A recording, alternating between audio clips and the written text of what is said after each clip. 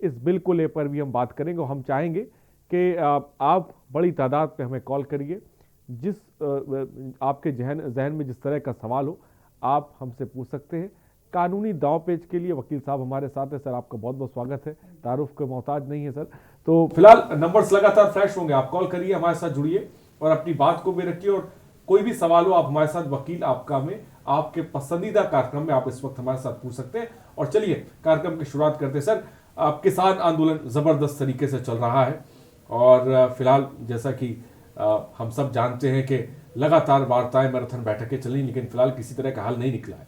एक तरफ सरकार कह रही है कि किसानों को लेकर यह बिल क्रांतिकारी बिल है, दूसरी तरफ किसान कह रहे हैं कि यह बिल जो है यह काला कानून है। सबसे पहले आप किस नजर से देखते हैं? देखिए, एग्रीकल्चर बिल 2020 जो सेंट्रल गवर्नमेंट द्वारा लाया गया और उसे पास कराया गया, इस बिल में बहुत सारे बिंदु यानी जो धाराएं हैं, उन धाराओं में जो किसानों की सहूलियत, किसानों के हित के लिए, उनके संवर्धन के लिए, उनके विकास के लिए जो प्रोविजंस दिए गए हैं, उन प्रोविजंस का किसानों को लाभ मिलना चाहिए। सामान्य तौर पर जो विरोध देखने को मिल रहा है मीडिया के माध्यम से, सेंट्रल गवर्नमेंट ने 2020 में 3 बिलों को पास किया। उसमें से जो आवश्यक वस्तु अधिनियम 1955 था, उसमें संशोधन किया गया। संशोधन इसलिए किया गया कि 1955 में जब ये एक्ट आया था, उस समय हमारे देश में जो कृषि उत्पाद थे, उनका जो कृषि उत्पाद का जो रेशियो था वो कम था, और आज जो उत्पाद हैं वो कई गुना बढ़ चुके हैं। तो 1955 में लोग जो किसानों की उपज है, चाहे वो गेहूं हो, चाहे दलहन हो, चाहे आलू हो, चाहे जो भी प्रोडक्ट हो, इस तरह के प्रोडक्टों का वो भंडारण करते थे। उस समय इस एक्ट को लाने की ज़रूरत पड़ी, आवश्यक वस्तु अधिनियम की, कि लोग भंडारण ना कर सकें और जो सामान्य तौर पर नागरिकों को, कृषकों को ये उपज मिलनी चाहिए वो मिले। उस एक्ट में जो संशोधन इस बिल के माध्यम से किया गया 2020 में, इसमें उन सब बातों का ध्यान रखते हुए विशेषतः यह धाराएं वर्णित की गई कि जो गेहूं, चावल, दलहन, तिलहन, आलू, प्याज, ये सब जो आवश्यक वस्तु अधिनियम के अंतर्गत आते थे, उनको इससे मुक्त कर दिया गया। यानी जो इसकी सारणी में ये नाम थे उपज के, ये सारे उससे बाहर कर दिए गए। दूसरा सबसे अहम बिल जो पास हुआ, उस बिल में जो किसान हैं, उन किसानों को सरकार का सोचना यह है कि जो किसान हैं उनको उनका प्रॉपर मूल्य उनकी उपज का नहीं मिलता है। यूएसपी जो किसान का न्यूनतम समर्थन मूल्य है उनकी उपज का, वो उनको नहीं मिल पाता है। इसके लिए जो बिल है, इस बिल में ये प्रोविजंस किए गए कि जो किसानों को उनकी उपज का लाभ मिलना चाहिए वो डायरेक्ट मिलना चाहिए। मतलब बीच में जो बिचौलिए, चाहे वो आढ़ती हों, चाहे एजेंट हों, चाहे वो ट्रेडर हों, जो बीच में इतने लोगों के पास कमीशन के रूप में उपज के साथ जुड़ा हुआ रकम जाती थी, वो रकम ना जाए, किसानों की उपज का एक न्यूनतम मूल्य उनको डायरेक्ट मिले। यानी किसान और जो उसको उपयोग करने वाला अंतिम उपभोक्ता है, उनके बीच में एक सीधा रिश्ता कायम हो। इसके लिए दूसरे बिल को इसमें ट्रेड और व्यापार को प्रोत्साहन देने के लिए किसानों के लिए बिल पास किया गया। उसमें कहा गया कि अब किसान जो एपीएमसी, जो स्टेट गवर्नमेंट का 1963 का एक्ट है, उस एक्ट में हर स्टेट को अपनी मंडी से एक शुल्क प्राप्त होता है। वो शुल्क का जो डिवीज़न होता है, वो डिवीज़न आढ़ती को भी होता है, एजेंट को भी होता है, उसी तरीके से ट्रेडर को भी होता है। और इस प्रोसीडिंग को करने के लिए इस एक्ट के अंतर्गत कुछ दर्शक इस वक्त आप वकील साहब जसविंदर पंजाब से इस बीच एक दर्शक हमारे साथ है। जसविंदर जी अपनी बात को रखें। जसविंदर जी, क्या आप मुझे सुन पा रहे हैं? आप जल्दी से अपनी बात को रख सकते हैं। ठीक है जी, जी बोलिए जी। जसविंदर जी बोले, अगर मेरी आवाज आप तक पहुंच रही, जल्दी से अपनी बात को रखें। हमारा डाउट ये है कि जो ये नया रेजोल्यूशन जो पास हुआ पार्लियामेंट में, वो जो है ओनली पर जो पंजाब उस तरफ ही है या फिर थ्रू आउट साउथ इंडिया के पर भी इफेक्ट गिरेगा क्या? मतलब जसविंदर जी, आप इस कानून को लेकर पूछ रहे हैं, जो कृषि कानून के बारे में? है वो सिर्फ क्या बोलते सिर्फ पंजाब उस तरफ ही है क्या, फिर तेलंगाना में भी है क्या? देखिए, जो विधेयक है वो विधेयक सिर्फ पंजाब या उत्तर प्रदेश या गुजरात के लिए नहीं है।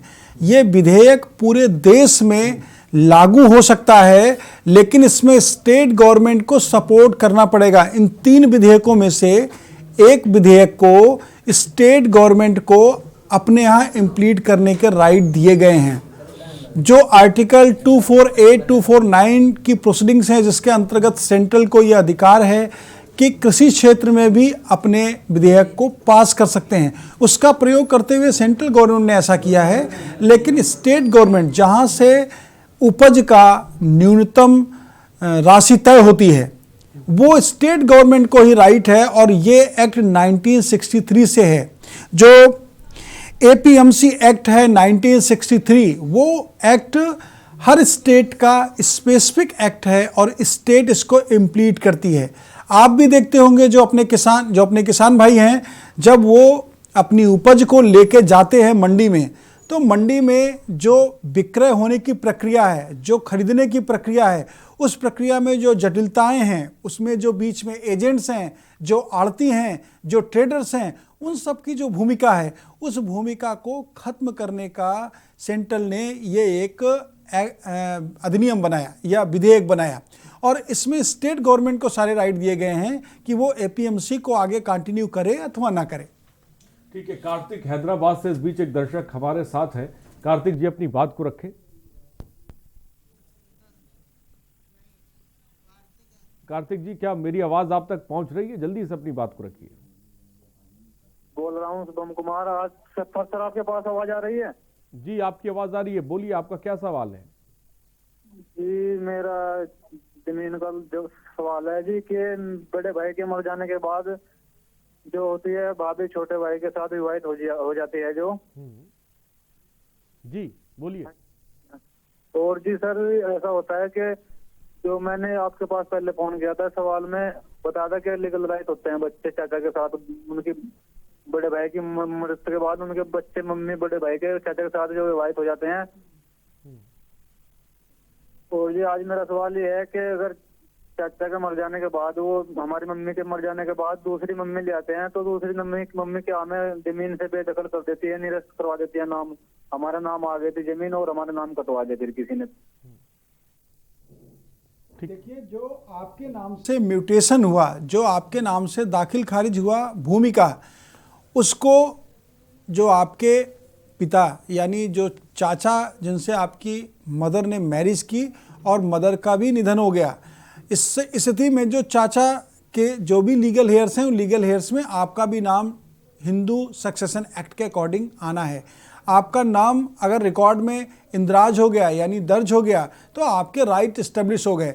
ऐसी स्थिति में कोई दूसरी महिला विवाहित होकर के यदि आती हैं, तो उनका अपना लीगल राइट सेपरेट है। उनके अधिकार कहीं भी आपके अधिकार को प्रभावित नहीं कर सकते हैं। यदि उनके द्वारा आपके जो इंदराज हैं उनको निरस्त कराया गया है, तो आप उस ऑर्डर के रिकॉल की एक एप्लीकेशन दीजिए।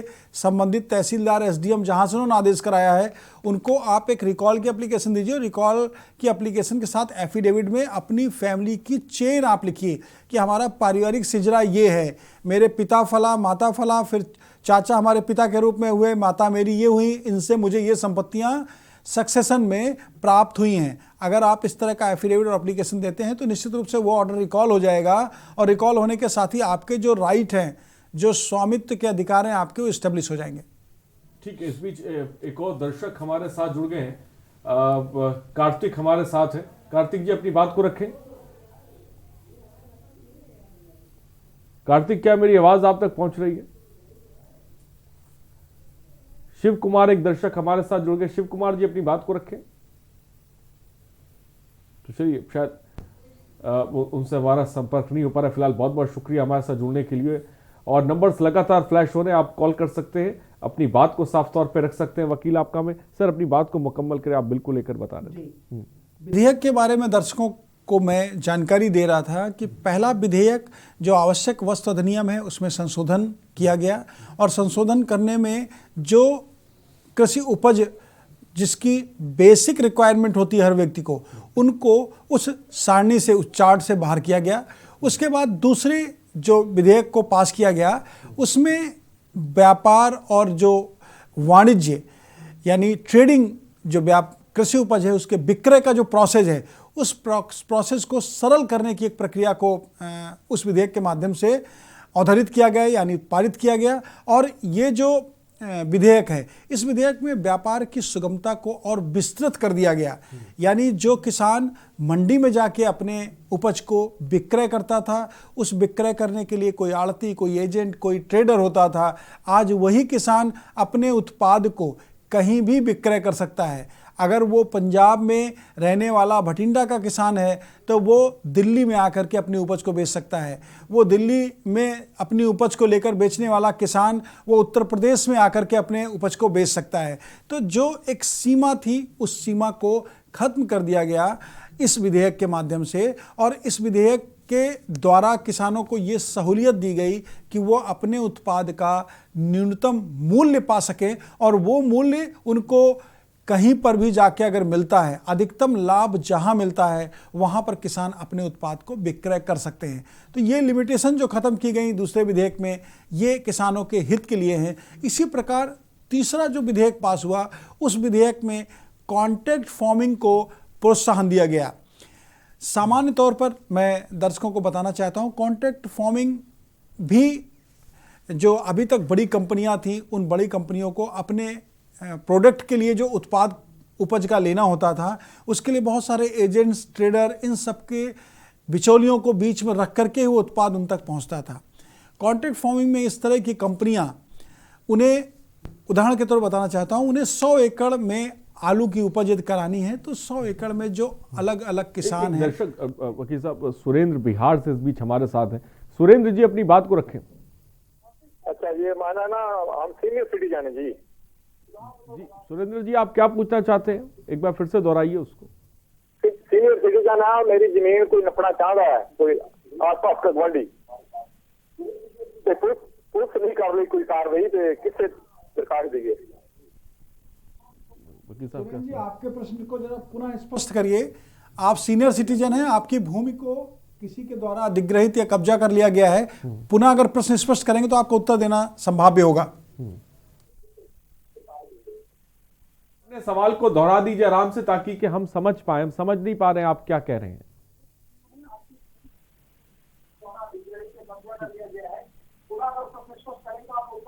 सुरेंद्र जी, टीवी की तरफ मुखातिब न हो, जल्दी से अपने सवाल को दोहराएं, वक्त की थोड़ी सी कमी है। नहीं कर दी जी। हेलो जी बोलिए, क्या कहना चाहेंगे आप? हेलो, ठीक है सुरेंद्र जी, बहुत बहुत शुक्रिया हमारे साथ जुड़ने के लिए। तो कोशिश करिए, जो भी तमाम दर्शक इस वक्त हमारा खास प्रोग्राम ये देख रहे हैं, तो आप जब भी कॉल करिए आराम से अपने सवाल को पूछें।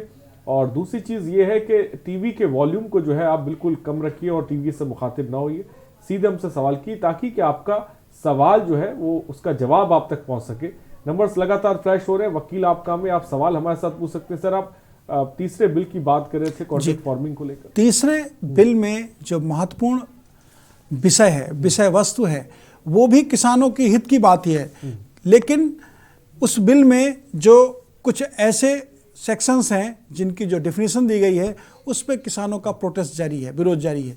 कॉन्ट्रैक्ट फार्मिंग मैं बताना चाहता हूं, कोई भी कंपनी, बड़ी कंपनी, चाहे वो चिप्स बनाने वाली कंपनी हो, चाहे वो कोई दूसरा उत्पाद बिस्किट बनाने वाली कंपनी हो। अब पार्ले जी का उदाहरण लेते हैं। पार्ले जी पूरे देश में कितने बिस्किट का उत्पादन करती है अपने उपभोक्ताओं के लिए। इसी तरह पेप्सिको कंपनी चिप्स का, लेज चिप्स का उत्पादन करती है। उसके लिए उसको बेसिक रिक्वायरमेंट किस चीज़ की होती है? वो कृषि उपज की होती है। उसको आलू की रिक्वायरमेंट होती है। बिस्किट बनाने के लिए आटे यानी गेहूं की रिक्वायरमेंट होती है। तो ये जो बेसिक उपज हैं कृषि से, इनके लिए कॉन्ट्रैक्ट फार्मिंग में अब किसान किसी भी कंपनी से किसान उपज के होने से पहले, यानी जो खेत में सीड्स को बोने की प्रक्रिया है उससे पहले ये कॉन्ट्रैक्ट कर लेते हैं। उस कॉन्ट्रैक्ट में उदाहरण के तौर पर यदि गेहूं का मूल्य जो न्यूनतम मूल्य है आज 16 रुपये है और जब कल फसल आएगी वो 16 रुपये से 12 रुपये हो सकता है, क्योंकि उस समय उत्पाद अधिकता में हो जाने से भंडारण भी ज़्यादा होगा और उत्पाद की विक्रय भी ज़्यादा होगी।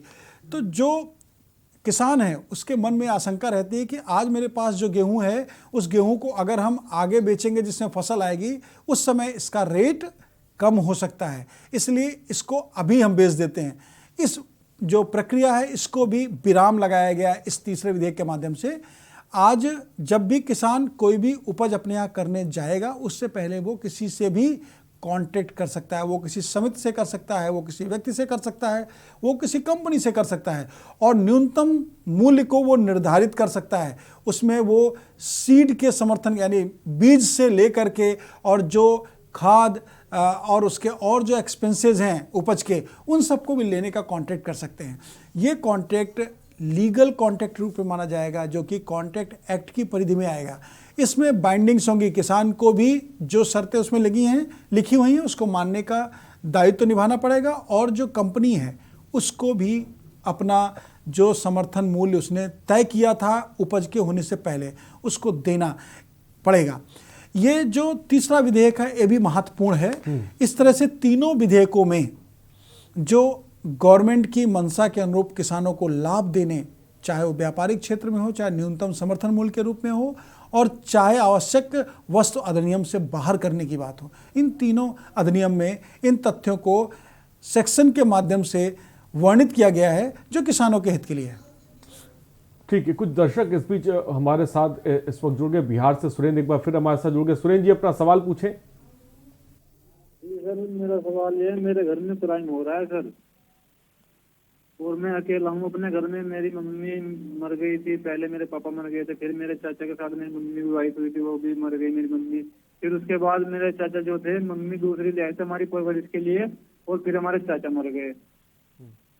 और जी फिर उसके बाद क्या हुआ, जो हमारी मम्मी है ना चाचा के मरने के बाद हमारी जो प्रॉपर्टी चाचा के नाम आई थी बच्चों के, वो मम्मी ने हमारे नाम पटवारी से मिल के घुसखोरी खिला के पटवारी को अधिकारी हमारे साथ धोखा कर रहे हैं और हमारे नाम निरस्त करवा दिए हैं नकल से। और सर हम परेशान हो रहे हैं, हमारी जनवरी से ये 2021 जनवरी 1 तारीख को जमीन छूटनी है ठेके से और लोग कह रहे हैं ठेके पे दे रखी है जिनको कि भाई ये तुम्हारा नाम ही नहीं है। देखिए, आप जिलाधिकारी महोदय को एक एप्लीकेशन दीजिए, एक प्रार्थना पत्र दीजिए इस आशय का कि आपका जो तहसीलदार के द्वारा नाम रेवेन्यू रिकॉर्ड में दर्ज था उसको इन कारणों से वहाँ से निरस्त कराया गया है।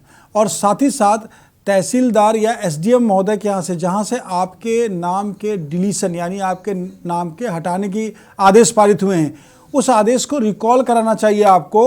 और जो भी फैमिली ट्री के अकॉर्डिंग आपको प्रॉपर्टी मिली है यानी आपको सक्सेशन एक्ट के अकॉर्डिंग जो प्रॉपर्टी पेरेंटियल प्रॉपर्टी के रूप में प्राप्त हुई है उसमें अगर कोई अनियमितता हुई है, कोई इलीगल वर्क के माध्यम से या फैक्ट को कंसील करके आपका नाम डिलीट करा दिया गया है यानी आपका नाम कटवा दिया गया है, तो उस ऑर्डर को वो सक्षम प्राधिकारी रिकॉल करेंगे। आप रिकॉल की एक एप्लीकेशन उस आदेश के लिए दीजिए और उसकी एक प्रशासनिक शिकायत जिलाधिकारी महोदय को भी करिए कि हमारे साथ में ये अनियमितताएं हुई हैं और इन अनियमितताओं के साथ में हमारे परिवार के सहयोग के लिए कुछ ऐसे लोग हैं जो मेरे साथ दुर्व्यवहार कर रहे हैं। तो प्रशासनिक कार्रवाई जिलाधिकारी महोदय के यहाँ से होगी और जो न्यायिक कार्रवाई है आदेश को रिकॉल कराने की वो तहसीलदार महोदय के यहाँ से होगी। इन दोनों कार्रवाइयों को आपको समान रूप से करने का विधिक अधिकार है।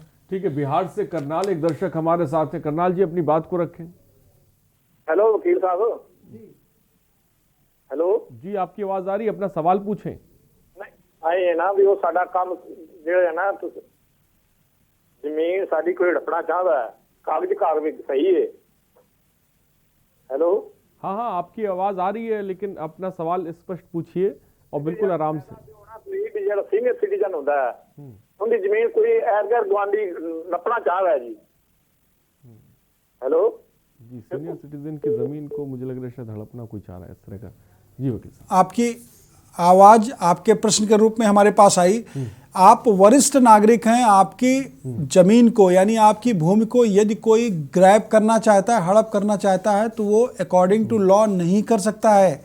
जो सीनियर सिटीजन पेरेंट्स के वेलफेयर के लिए एक्ट 2007 में आया, उस एक्ट के अकॉर्डिंग आपको अपने राइट को प्रोटेक्ट करना चाहिए। आपको जिलाधिकारी यानी डीएम को एक एप्लीकेशन देनी चाहिए इस आशय के कि जिन व्यक्तियों से आपको लगता है कि वो आपकी ज़मीन को हड़प करना चाहते हैं, उनको उसमें आपको पक्षकार बनाना होगा, यानी उनको डिफेंडेंट सेकंड पार्टी बनाना होगा, और उनसे जो ग्रीवांसेज हैं आपकी, वो आपको प्रेयर में लिख के देनी होंगी। जिलाधिकारी महोदय और एसडीएम को उस एक्ट के अकॉर्डिंग ये राइट है कि वो आपके राइट को प्रोटेक्ट करें। यदि आपके राइट को प्रोटेक्शन वहां से मिल जाता है तो आपकी जमीन को कोई ग्रैब यानी कोई कब्जा नहीं कर पाएगा। ठीक है, बुद्धवर सिंह कानपुर से इस बीच एक दर्शक है जी, अपनी बात को रखें जल्दी से।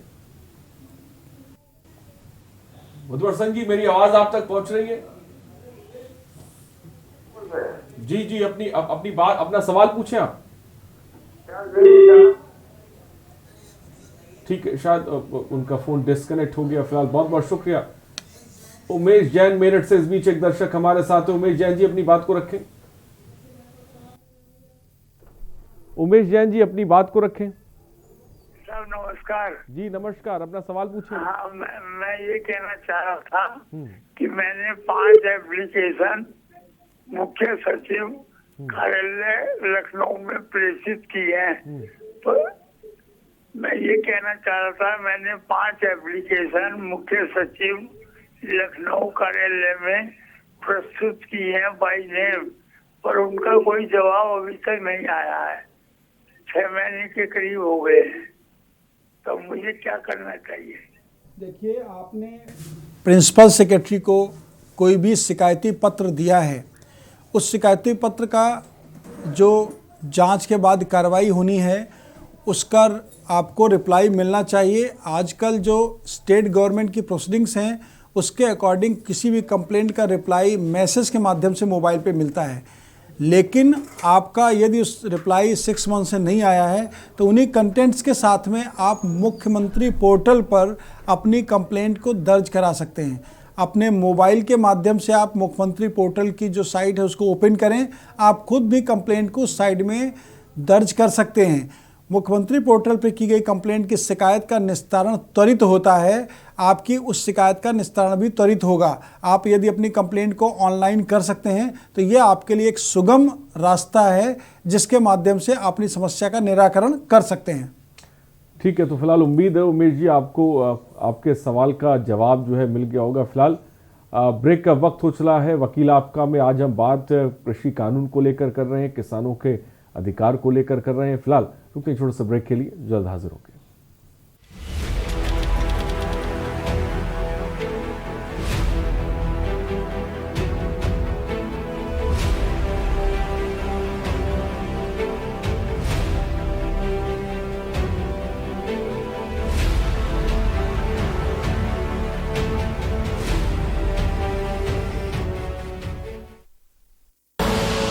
आप देख रहे हैं के न्यूज, खबरों का सारथी।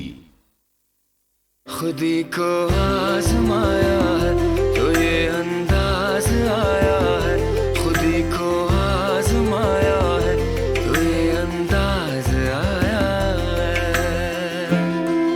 तुम में भी मैं हूं, शुद्ध प्लस पान मसाला। स्वाद और खुशबू में झूम के भाई लेके आए गोल्डी मसाले। गोल्डी मसाले, खुशबू और स्वाद ऐसा तो रिश्तों में गुस्सा कैसा। मस्त है, बड़े मस्त है, टेस्ट में भी लज्जत है। बावर्ची की सोया बड़ी, बावर्ची न्यूट्री सोया बड़ी, और टेस्ट में बड़े मस्त है। GGS Education Group launches 20% discount on academic fee of courses MBA, BBA, BCA, BFSI and GM, D Pharma, B Pharma. Offers best infrastructure, best transport facility, best academic service and best placement service. Register today to avail 20% discount. Call 9971 496 497. or visit the campus Kanpur Lucknow Highway near Unnao. GGS Education Group.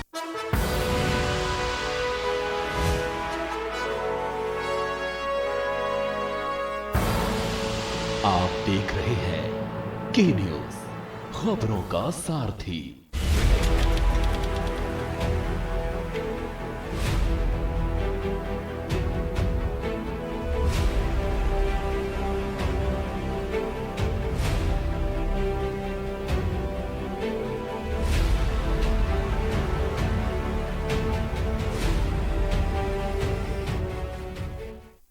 और break के बाद आपका स्वागत है। इस बीच एक दर्शक हमारे साथ हैं, बुद्धवर सिंह कानपुर से। बुद्धवर सिंह जी, अपनी बात को रखें। मैं ये बताना चाहता हूँ, जानकारी चाहता हूँ। मैं रेलवे में नौकरी करता था, 35 साल हो गई थी हमें, और एक कमर्शियल क्लर्क था मैं। तो ऑन ड्यूटी जब नौकरी करता था, मेरा रोड एक्सीडेंट हो गया था। ऑन ड्यूटी था मैं, मेरा दाहिना हाथ जो था, लोअर आर्म और अपर आर्म फ्रैक्चर हो गया था, शोल्डर डिस्लोकेट हो गया था, सर और बात में चोट आई थी हमारे। अब हमने मुआवजा से क्लेम किया रेलवे से, और ड्यूटी माना कि हटन ड्यूटी हमको तनख्वाह भी मिली, और इलाज भी रेलवे चला, और ये दिल्ली भेजे गए इलाज के लिए। मेरा हाथ नहीं ठीक हो, 50% हमको डिफॉर्मिटी मिली है, 50% क्रांता मिली है हमको जी। रेल ने दिया नहीं हमको। इसके बारे में क्या हमको आप राय दे सकते हैं, हम क्या करें? देखिए, आपका जो सेंट्रल गवर्नमेंट के रूल्स हैं, सर्विस रूल्स, उसके अकॉर्डिंग आपको बेनिफिट मिलना चाहिए। आपको 50% जो क्षति हुई है, 50% आपके शरीर को क्षति हुई है, उसके जो कॉन्सिक्वेंशियल बेनिफिट्स हैं वो आपको मिलने चाहिए। डिपार्टमेंटल बेनिफिट यदि आपको पूरी तरीके से प्राप्त नहीं हुए तो आप इस क्वेश्चन के लिए, यानी इस रिलीफ के लिए ऑनरेबल हाई कोर्ट के समक्ष आप याचिका प्रस्तुत कर सकते हैं। उस याचिका में आपके जो भी कॉन्सिक्वेंशियल बेनिफिट्स हैं उनको देने की प्रेयर कर सकते हैं। डिपार्टमेंट मोस्ट प्रोबेबली इस तरह के, जहाँ पर सर्विस यानी नौकरी योगदान के दौरान इस तरह की घटनाएं होती हैं, वहाँ पर डिपार्टमेंट 100% रिलीफ और सपोर्ट कर्मचारी को देते हैं। यदि आपके केस में आपको जो नियम है, सर्विस के जो रूल्स हैं, उसके अकॉर्डिंग अगर आपको पूरे बेनिफिट नहीं मिले और आपको लगता है कि आपके अदर बेनिफिट्स आपको मिलने चाहिए, तो ऑनरेबल हाई कोर्ट के समक्ष आपको रेट फाइल करके रिलीफ सीक करना चाहिए, और उसमें आपको आपके उपशम को प्राप्त होने की पूर्ण संभावना है। इस बीच एक और दर्शक कानपुर से हमारे साथ जुड़े हुए, जी अपनी बात को रखें।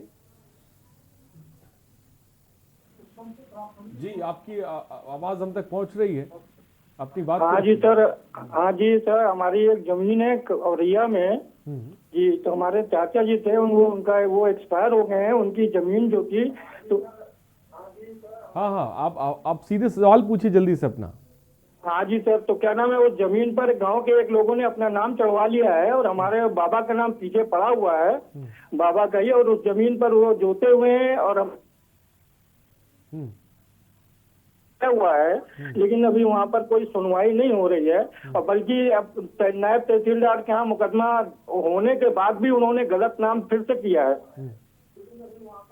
ठीक है, देखिए प्रदीप जी, आपकी जो एग्रीकल्चर लैंड है, उस एग्रीकल्चर लैंड के लिए रेवेन्यू रिकॉर्ड में यदि कोई फेक एंट्री या ऐसी कोई एंट्री जो गलत तथ्यों के आधार पर दर्ज कराई गई है, हो गई है, तो उसको आप निरस्त कराने के लिए तहसीलदार महोदय के समक्ष प्रार्थना पत्र दे सकते हैं। जो रेवेन्यू कोड है, रेवेन्यू कोड के अकॉर्डिंग आपकी एंट्री को करेक्ट करने का राइट तहसीलदार और एसडीएम महोदय को है। आप एंट्री को करेक्ट कराने की एप्लीकेशन एफिडेविट के साथ में दीजिए।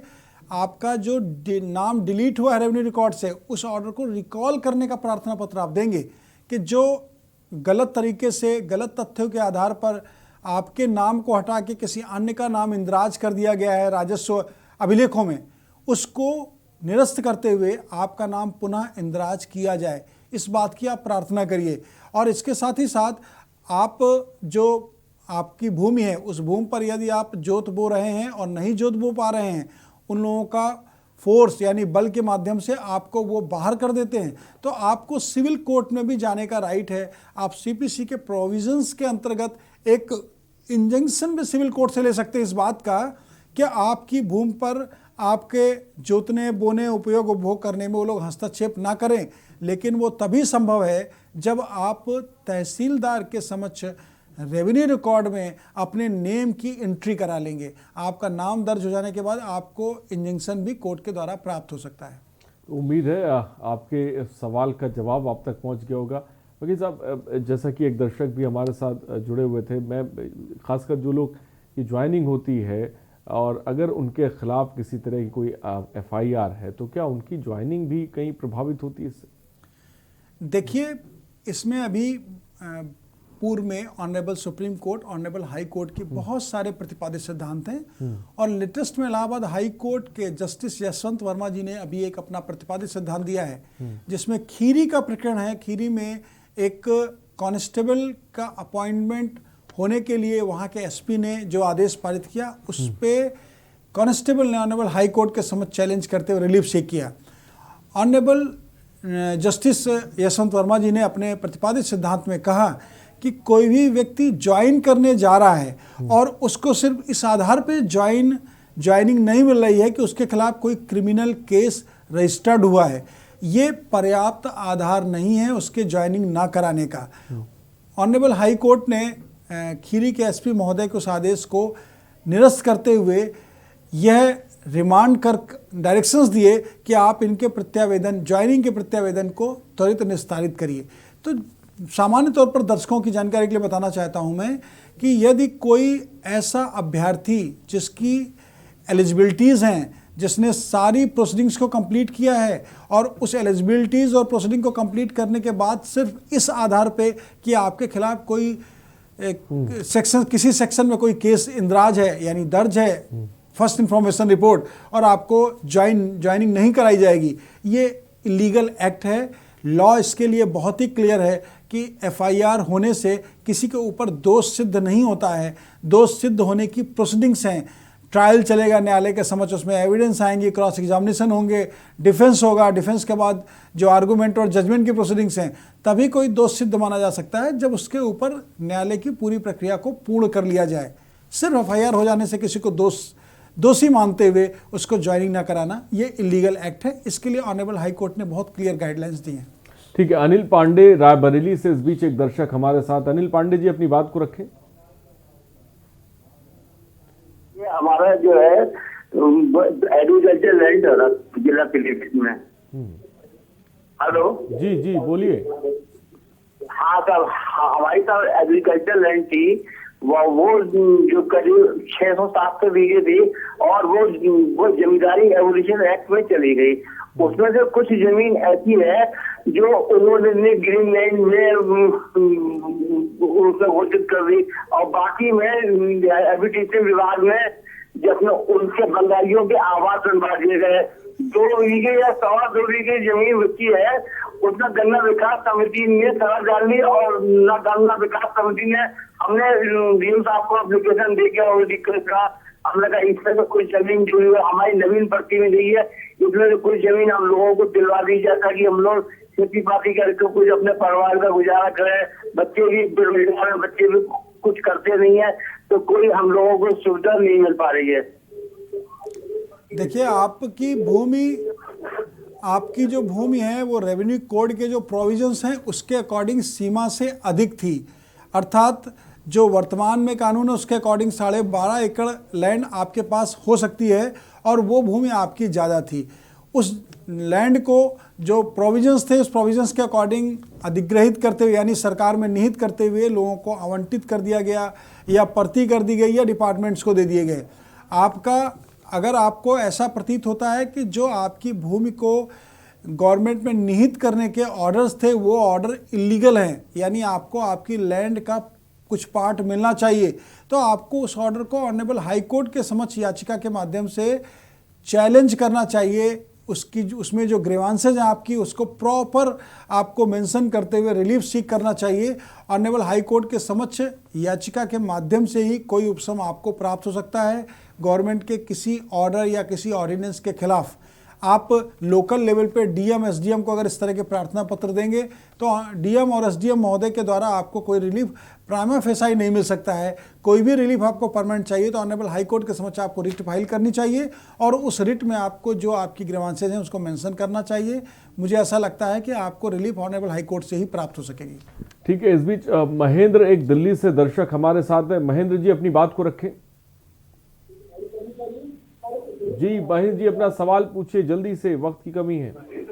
मेरा सवाल ये है sir, without paper high court से नोडल अफसर नियुक्त किया था, एक हमारे गांव रिहेबिलिटेशन में करा था, नांगलदेव गांव था जी।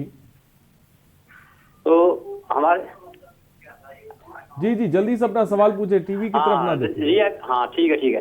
एक विदाउट पेपर एक नकली सेटलमेंट बनाई और नोडल अफसर से हमारे परिवार के मिलकर हमारे मकान को अपने उसमें इन्वॉल्व करके और हमारे को बेदखल कर दिया।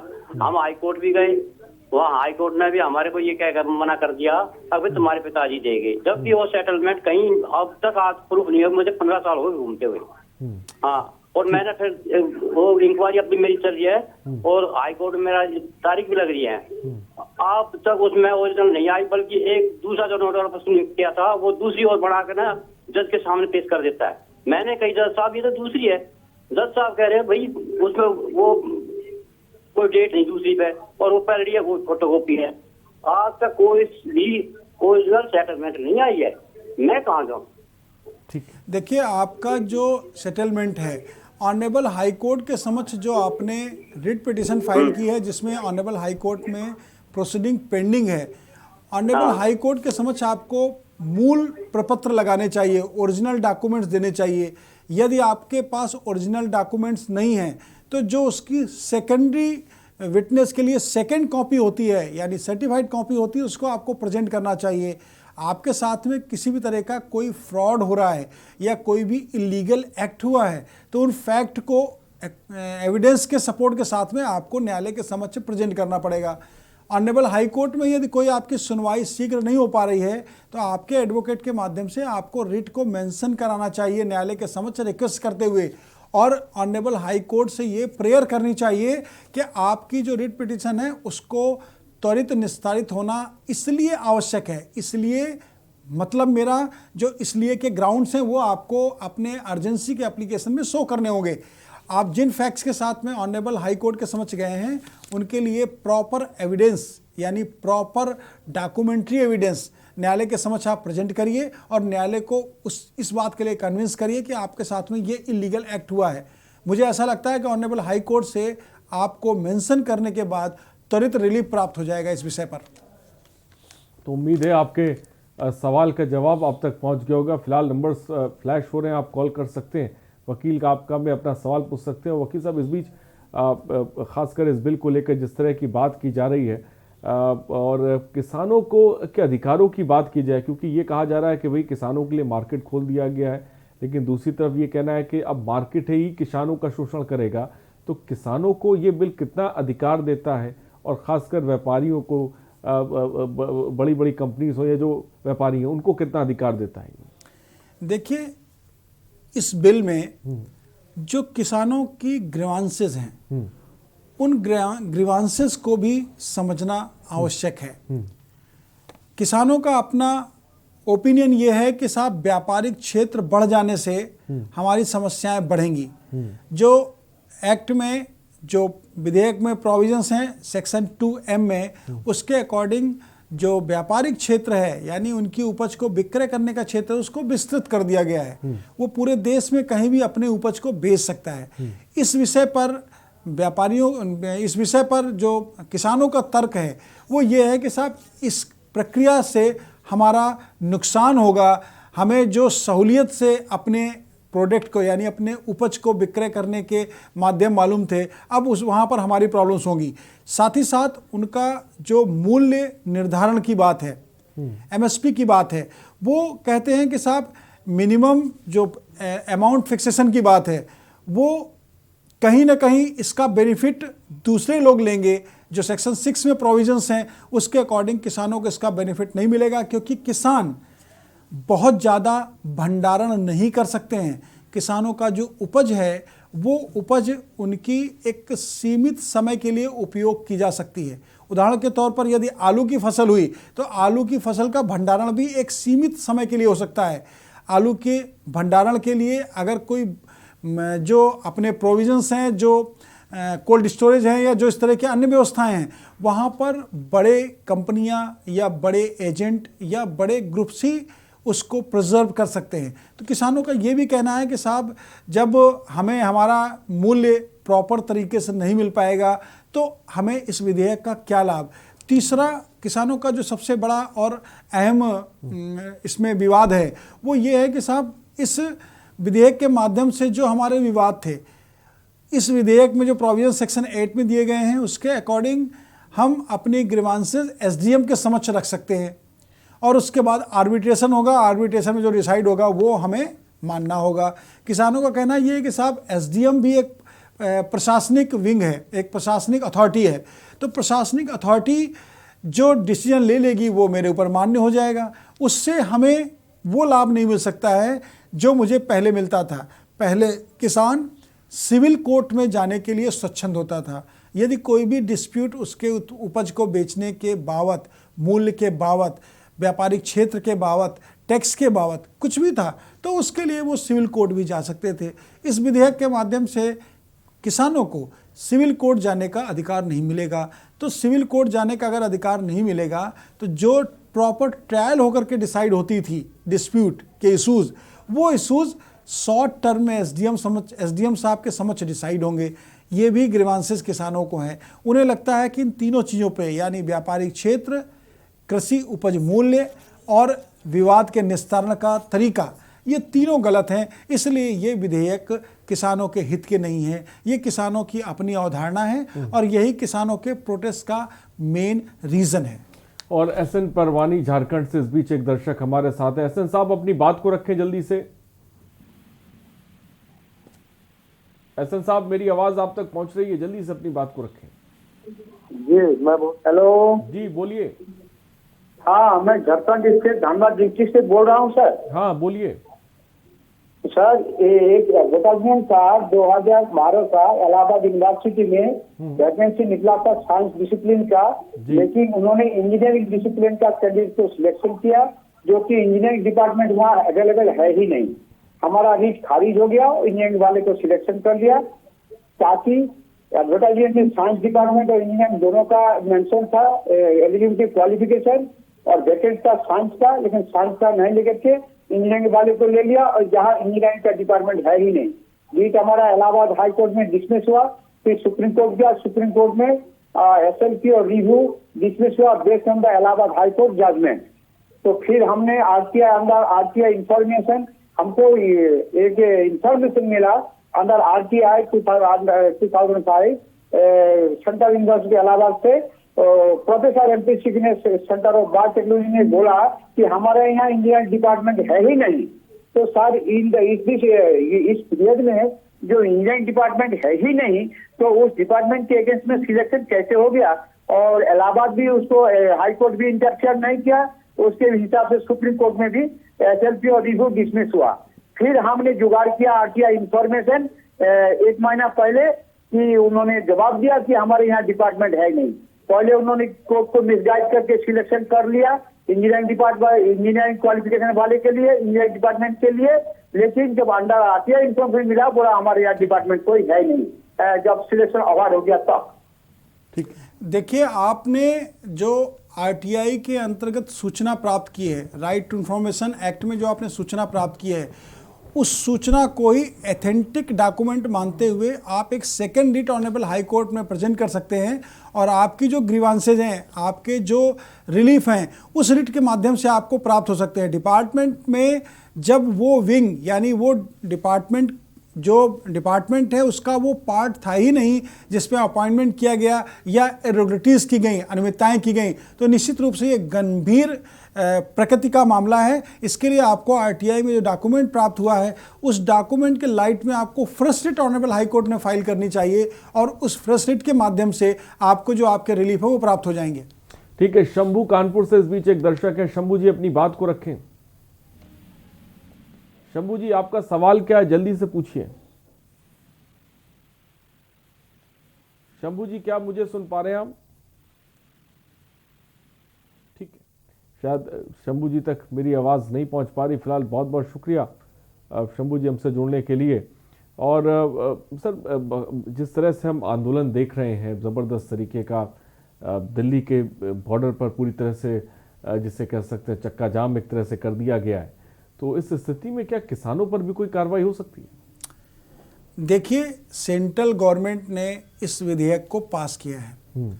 यदि कोई भी विधेयक को पास करने में विधिक प्रश्न किसी के माइंड में है तो उसको ऑनरेबल सुप्रीम कोर्ट में इस विधेयक को चैलेंज करने के अधिकार हैं। ऑनरेबल सुप्रीम कोर्ट के समक्ष वो अपने ग्रुप्स के माध्यम से, अपनी सोसाइटी के माध्यम से इस विधेयक को चैलेंज कर सकते हैं। लेकिन सामान्य तौर पर जो विरोध की प्रकृति है, हमारे देश की कैपिटल दिल्ली के सराउंडिंग बहुत सारे स्टेट की बाउंड्री वॉल अटैच रहती है, यानी मिली हुई हैं। और चाहे पंजाब हो, हरियाणा हो, उत्तर प्रदेश हो, ये सब दिल्ली के आसपास की बाउंड्री वॉल्स हैं। अगर इन बाउंड्री वॉल्स पे हर तरफ से इस तरह का प्रोटेस्ट होगा तो निश्चित रूप से देश के जो विकास का प्रक्रिया है वो कहीं ना कहीं प्रभावित होगी। अभी तक सामान्य तौर पर जो मीडिया के माध्यम से देखने को मिला है, किसानों का जो विरोध है वो विरोध ज़्यादा उग्र नहीं हुआ है, यानी सामान्य तौर पर विरोध प्रदर्शन किसानों का चल रहा है। अगर ये विरोध प्रदर्शन पूर्व में जो विरोध प्रदर्शन होते थे उस तरह से अगर उग्र होगा तो निश्चित रूप से गवर्नमेंट के पास इस तरह के उग्र प्रदर्शन को रोकने के विधिक अधिकार हैं और हर तरीके की कार्रवाई गवर्नमेंट कर सकती है, चाहे 144 की बात करें या 151 की बात करें, गवर्नमेंट के पास में 188 की बात करें, गवर्नमेंट के पास में according to IPC, according to CrPC जो प्रोविजंस हैं उसके लाइट में कार्रवाई करने के अधिकार हैं। प्रोटेस्ट को शांतिपूर्ण ढंग से अगर किया जा रहा है तो ये संवैधानिक अधिकार है, लेकिन वो असंवैधानिक तरीके से बलपूर्वक उग्र होकर के अगर किया जाएगा तो ये संविधान में परिभाषित अधिकारों की परिधि के बाहर है।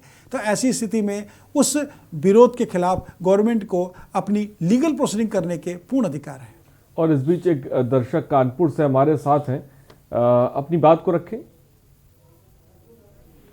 शंभू जी हमारे साथ है। शंभू जी अपनी बात को रखें। जी सर, मेरा 1971 में तहसील में एक ऑर्डर हुआ था जी, तहसीलदार ने ऑर्डर किया था, उसमें हमारे फादर का नाम आ गया था। ये जिम्मेदारी प्रॉपर्टी मतलब टेस्ट का मामला है। रानी कुंवर के नाम पर पूरी कानपुर में टेस्ट बहुत बड़ी राम जानकी टेस्ट रानी कुंवर के नाम पे दर्ज है, मोहाल जगम से। सर ये 71 में ऑर्डर हुआ था, लेकिन 71 में ऑर्डर होने के बाद हमारे ताऊ जी बड़े बाबा के लड़के ने नाम अपना दर्ज करवा दिया और हमारे पिताजी के नाम का फर्जी हलफनामा वहां लगा दिया गया वफियत के मुकदमे में। तो सर उसमें अभी हम लोगों का ऑर्डर हो गया पत्रकार बनाने का, लेकिन अभी तक नाम नहीं दर्ज हुआ। देखिए, किसी भी वाद में पक्षकार आपको बनाने के आदेश हुए, इसका मतलब कोर्ट ने आपके फैक्ट को रेलिवेंट माना, आपके तथ्यों को कोर्ट ने रेलिवेंट माना और ये कोर्ट ने ऑब्जर्व किया कि आप पक्षकार के रूप में अगर इस प्रोसीडिंग में पार्टिसिपेट करते हैं तो आपको न्याय मिल सकता है।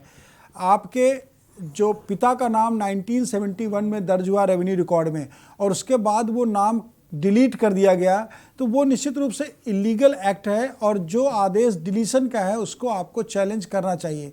यदि आपने चैलेंज किया हुआ है तो निश्चित रूप से आपके अधिकारों का संरक्षण उस प्रक्रिया के माध्यम से होगा। कोई भी इंदराज को बिना किसी विधिक समर्थित दस्तावेज के डिलीट नहीं किया जा सकता है। आपका लीगल राइट कोर्ट में जो प्रोसीडिंग्स हैं उसको एक्सपीडाइट कराते हुए जल्दी निस्तारित करने की रिलीफ सीख करें, यानी प्रार्थना करें एप्लीकेशन के माध्यम से, आपके केस में आपको रिलीफ प्राप्त हो जाएगा। साथ ही साथ रेवेन्यू कोड के जो प्रोविजंस हैं वर्तमान में उनका बेनिफिट भी आपको मिल सकता है। आपने जो तहसीलदार, एसडीएम महोदय या कमिश्नर महोदय के समक्ष कार्रवाई कर रखी हैं उनको शीघ्र निस्तारित कराइए। साथ ही साथ आपने यदि सिविल कोर्ट में कोई इंजंक्शन सूट फाइल कर रखा है तो उस इंजंक्शन सूट में भी आपको अपने राइट को सिक्योर करने के लिए रिलीफ सीख जो किया है उस पर आपको रिलीफ लेना चाहिए। उस प्रोसीडिंग को भी आपको जल्दी से जल्दी कंप्लीट कराना चाहिए। कोई भी गलत इंदराज किसी भी रेवेन्यू रिकॉर्ड में नहीं रह सकता है, उसको सेट असाइड करने का, उसको समाप्त करने का रेवेन्यू कोड के अकॉर्डिंग कोर्ट को प्रॉपरली ऑल राइट्स हैं, यानी पूरी डिस्क्रिशनरी पावर है, स्वविवेक है। आप निश्चित रूप से अपने परसुएंस को प्रॉपरली और समयबद्धता के साथ पूर्ण करिए। तो उम्मीद है आपके सवाल का जवाब आपको मिल गया होगा। फिलहाल वक्त की थोड़ी सी कमी, वकील साहब बहुत बहुत शुक्रिया हमारे साथ जुड़ने के लिए, शुक्रिया आपका भी, धन्यवाद जवाब देने के लिए। तो हम फिर हाजिर होंगे एक और मुद्दे के साथ और आपके सवालों का सामना करेंगे। फिलहाल वकील आपका मैं इतना ही, बने रहिए हमारे साथ। नमस्कार।